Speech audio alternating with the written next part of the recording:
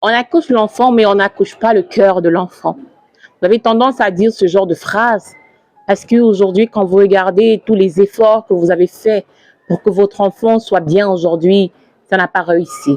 Pire encore, ses comportements sont méconnaissables de ce que vous lui avez inculqué en tant que valeur. Si tel est votre cas, je vous invite à regarder cette vidéo jusqu'à la fin.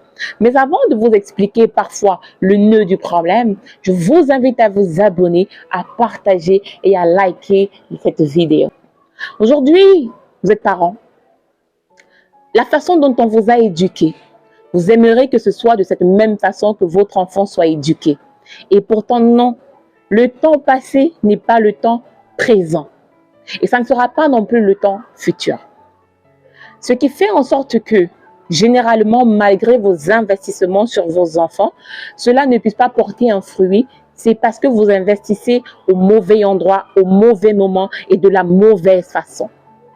Oui, ça peut vous choquer, ça peut paraître bizarre, mais s'il y a une chose qui est sûre, c'est que vos enfants ne sont pas des robots. Vos enfants ne sont pas des terres, ce sont des humains. Ils sont particuliers, ils sont exceptionnels. Alors, si vous venez vers votre enfant, bien que vous avez un instinct de protecteur, si vous voulez que ce que vous voulez faire à votre enfant soit un succès, il va falloir l'inciter à participer.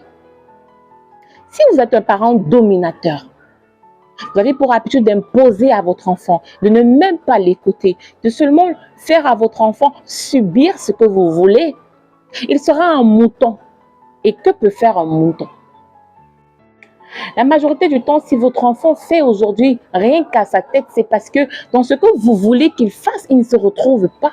Il ne se plaît pas. C'est différent de sa destinée, de son rêve. Pour lui, ça sonne comme contre nature. Et à un moment donné, il va se révolter. C'est sûrement le cas que vous voyez aujourd'hui. Un enfant révolté, un enfant qui ne vous écoute plus. Et pourtant, vous avez l'impression de vouloir son bien. Oui, vous voulez son bien, mais sans sa participation. Et c'est ça qui est dangereux. Et c'est ça qui vous éloigne de votre enfant. Alors, ce que je vais vous dire aujourd'hui, parents, peu importe la bonne éducation que vous avez reçue, peu importe le rêve grand comme il est pour votre enfant, je vous invite à faire participer votre enfant. Et pour que cette participation soit limpide, il va falloir que vous preniez le temps d'écouter, d'observer, de comprendre votre enfant. Parce que même si vous l'avez accouché, vous ne l'avez pas créé. Il a une destinée, il a une mission, il a un rêve. Et vous, en tant que parent, vous devez l'accompagner. Comment l'accompagner si vous ne le comprenez pas? Vous deviendrez un obstacle pour lui, peu importe le bien que vous voulez pour votre enfant. Les données ont changé, que vous le vouliez ou pas.